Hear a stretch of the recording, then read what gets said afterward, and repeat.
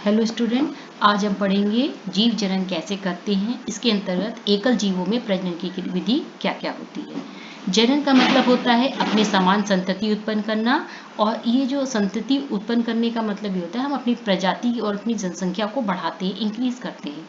तो जनन की क्रिया जो होती है वो 3 प्रकार की होती है। पहली होती है अलैंगिक जनन, दूसरा कायिक जनन और तीसरा होता है लैंगिक जनन। जो अलैंगिक जनन होता है इसमें एक ही जनन जीव होता है, मतलब एक ही जो मदर सेल होती है, और ये डॉटर सेल को बिना निषेचन के बना देती है अपनी ही तरीके की।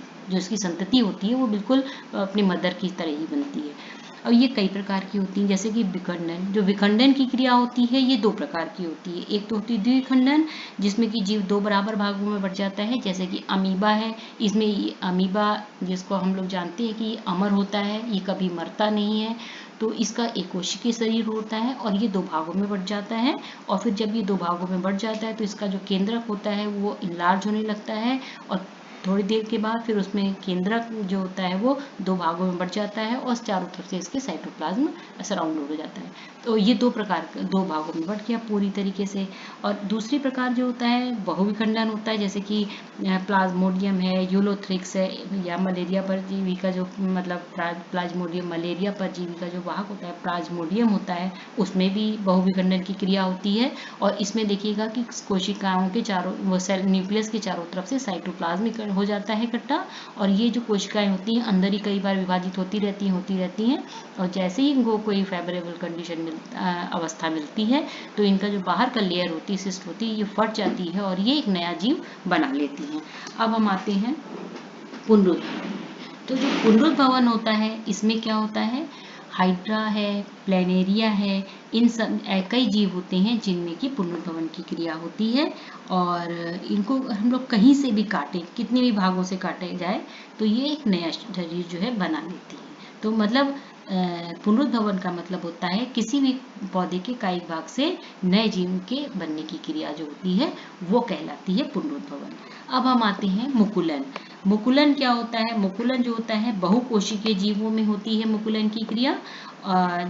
जैसे हाइड्रा है, हाइड्रा में कोशिकाएं जो है लगातार विभाजित होती रहती हैं और एक शरीर से एक आउटग्रोथ निकल आती है शरीर से बाहर, जो पहले तो कुछ दिनों तक इस बड़े हाइड्रा के अंदर ही देखिए डेवलप करती रहती है, और फिर थोड़े दिनों बाद उससे अलग होकर के नया हाइड्रा बना लेती है। ठीक है, अब हम आते हैं कायिक प्रवर्धन। जो कायिक प्रवर्धन की क्रिया होती है, इस प्रकार के जनन में पौधे का कोई भी जो भाग होता है, जैसे जड़ है, तना है, पत्ती है, ये फेवरेबल कंडीशन में एक नया प्लांट बना लेता है।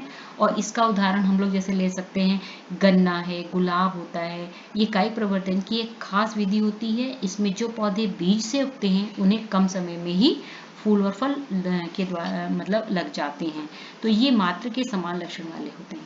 मतलब जो कायिक प्रवर्धन की क्रिया होती है ये 2 प्रकार की होती है। एक तो कायिक प्रवर्धन हम लोग प्राकृतिक तरीके से कैसे कर सकते हैं, जैसे कि जड़, तना, पत्ती नया प्लांट बना लेती है। और एक होता है कायिक वो प्राकृतिक वृद्धि, कृत्रिम वृद्धि। तो जो कृत्रिम वृद्धि होती है इसमें रोपण है, ग्राफ्टिंग है, कलम है लगाना आदि सभी तरीके की जो क्रियाएं होती हैं वो कायिक जनन के अंतर्गत आती हैं। ठीक है, अब हम आते हैं बीजाणु समासंग। जो बीजाणु समासंग होता है इसमें क्या होता है, कुछ विशिष्ट प्रकार की जो सरल बहुकोशिक जीवों में जनन की संरचनाएं होती हैं। कभी कभी जैसे ब्रेड को गीला करिए तो उसमें हल्के से रंग का ब्लू कलर की संरचना दिखाई देती है, और जिसमें क्या होता है ऊपर गोल होता है, नीचे धागे की तरीके की रचना होती है। तो ऊपर की तरह जो गोल रचना होती है उसको हम लोग बीजाणुधानी कहते हैं, जिसमें क्या होता है बीजाणु होते हैं जो नया राइजोपस बनाते हैं। और बीजाणुओं के चारों ओर एक मोटी भित्ति होती है जो प्रतिकूल परिस्थिति में इसकी रक्षा करती है। जैसे ही नम सतह मिलती है तो ये विकसित हो जाती है, और ये क्रिया अलैंगिक जनन के अंतर्गत भी आती है। अलैंगिक जनन ही कहलाती है मतलब ये क्रिया भी। अब आते हैं हम लोग लैंगिक जनन। तो जो लैंगिक जनन की क्रिया होती है इसमें क्या होता है, लैंगिक जनन में नर और मादा 2 जनन अंग होते हैं जिन्हें नर युग्मक और मादा युग्मक कहते हैं। जो नर युग्मक होता है और मादा युग्मक होता है, इसमें नर और मादा में मादा युग्मक जो होता है वो बड़ा होता है, क्योंकि इसमें जो है भोजन संचित रहता है।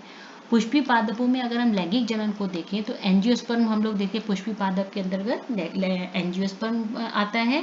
तो एंजियोस्पर्म में जो पादप होते हैं उन्हें फ्लावर जरूर होता है। तो पुष्पी जनन अंग जो होता है वो फ्लावर ही होता है, और इन पुष्प में वायदल, दल, पुंकेसर और स्त्री केसर होते हैं। पुंकेसर और स्त्री केसर जनन भाग बनाते हैं। पुष्प के यदि पुष्प में पुंकेसर या स्त्री केसर में से कोई एक ही अंग होता है तो उसको हम लोग एक लिंगी कहते हैं, जैसे कि पपीता है या खरबूजा है। लेकिन जब पुष्प में दोनों उपस्थित होते हैं अंग एक साथ तो उनको उभयलिंगी कहते हैं, जैसे कि गुड़हल है, सरसों है। पुंकेसर जो होते हैं वो परागकण होते हैं, मतलब मेल गैमेटोफाइट होते हैं, और स्त्री केसर पुष्प के केंद्र में स्थित होता है। और स्त्री केसर जो होता है वो 3 भागों में बटा हुआ होता है, वर्तिका, वर्तिकाग्र और अंडाशय। और ये चिपचिपा होता है, और अंडाशय में जो बीजांड होता है जिसमें एक अंड कोशिका होती है।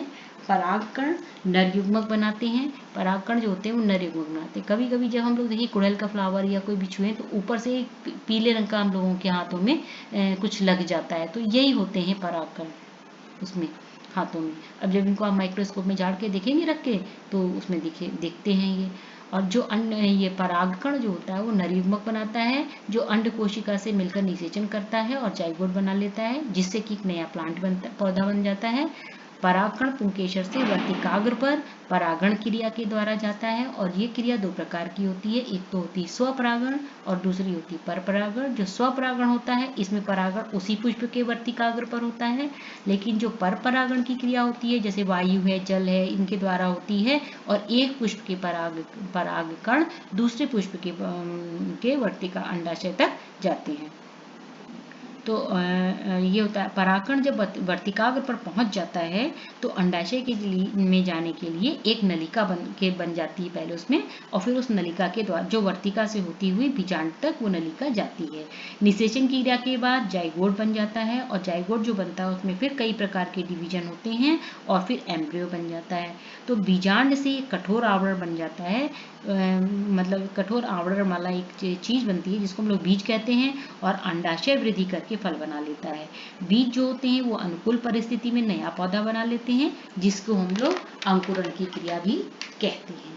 ठीक है, अब अगर हम लोग देखें कि मानव में जो लैंगिक जनन होता है वो किस तरीके से होता है, तो मानव में लैंगिक जनन जो था वो मानव में लैंगिक जनन अगर हम देखें तो यहाँ से हम देखते हैं कि लैंगिक जनन जो होता है मानव में होता है, और इसमें क्या होता है 12 साल तक जो हमारी शारीरिक वृद्धि होती है इसके बाद किशोरावस्था आ जाती है, जिसमें नए लक्षण हमको दिखने लगते हैं, जैसे कि कांख होती है जांघों के बीच में, उसमें जनन क्षेत्र में बाल के गुच्छे बनने लगते हैं, और हाथ पैर में भी जो है बाल बन जाते हैं। त्वचा जो एकदम तैली चिकनी मतलब तैली से हो जाती है, जैसे मुहासे टाइप के निकल जाते हैं।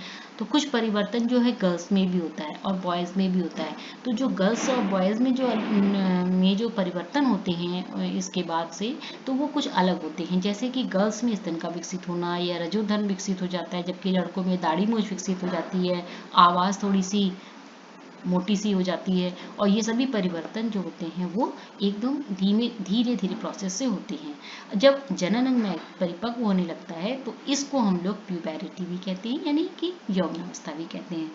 अब हम आते हैं नर जनन अंग। जो ये नर जनन अंग है, नर जनन अंग जो था, तो इसमें क्या होता है, नर जनन अंग में जनन कोशिका को उत्पादित करने वाले अंग और जनन कोशिकाओं को निषेचन के स्थान तक पहुंचाने वाले अंग मिलकर नर जनन तंत्र बनाते हैं। और जो नर जनन कोशिका को हम लोग शुक्राणु भी कहते हैं, जो कि वृषण में बनती है। ये वृषण कोश में होती है, और इसका जो टेम्परेचर होता है वो शरीर के टेम्परेचर से थोड़ा कम होता है, इसलिए थोड़ा सा ये बाहर रहती है। ये टेस्टोस्टेरोन हार्मोन बनाते हैं जो लड़कों में प्यूबेरिटी को कंट्रोल करता है, और ये बहुत इंपॉर्टेंट है टेस्टोस्टेरोन। ये एक नंबर के क्वेश्चन में पूछा जा सकता है कि ये क्या काम करता है। शुक्राणु जो होती है वो होता है वो शुक्र वाहिकाओं के द्वारा मूत्राशय से आने वाली नली से जुड़ जाता है, इसलिए यूरेथ्रा से ही स्पर्म और यूरिन दोनों ही बाहर निकलते हैं। प्रोस्टेट और शुक्राशय शुक्रवाहिनी में अपने सिक्रेशन को डालते हैं, जिसके कारण जो स्पर्म होता है वो लिक्विड सा हो जाता है, और ये न्यूट्रिशन में भी हेल्प करता है स्पर्म में। और हेरिडिटी जो सब्सटेंस होते हैं, एक टेल भी होती है इसमें, जो कि इन्हें मादा कोशिकाओं के अंदर तैरने में सहायता करती है। अब हम आते हैं मादा जनन अंग। जो मादा जनन अंग होते हैं, इनमें क्या होता है, अंडाशय में मादा जनन कोशिकाओं का निर्माण होता है। जब लड़की जन्म लेती है तो इसके अंडाशय में हजारों अपरिपक्व अंडे तब से ही बनने लगते हैं।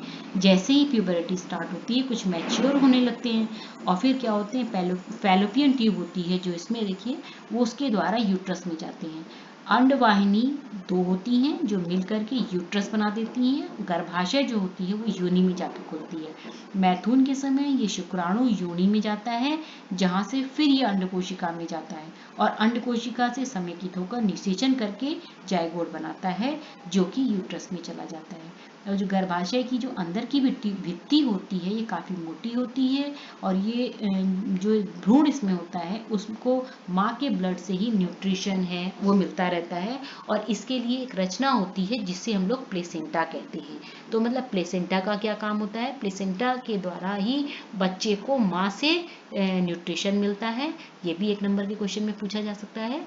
ये एक प्लेसेंटा जो होती है किस तरीके की संरचना होती है, प्लेट की तरीके की संरचना होती है जो कि गर्भाशय की भित्ति में धसी हुई होती है। माँ के जो ऊतक होते हैं उनमें रक्त में जो स्थान होता है बीच बीच में, वो प्रवर्ध बनाते हैं जिससे माँ से भ्रूण को जो ग्लाइकोजन है, ऑक्सीजन है और सारे पदार्थ मिलते रहते हैं। और भ्रूण से जो एक्सक्रीटरी प्रोडक्ट निकलता है वो भी प्लेसेंटा के द्वारा माँ के ब्लड में जाता है और जहाँ से एक्सक्रीट हो जाता है शरीर के बाहर। तो माँ के गर्भ में भ्रूण और कितने दिन रहता है, 9 मंथ रहता है।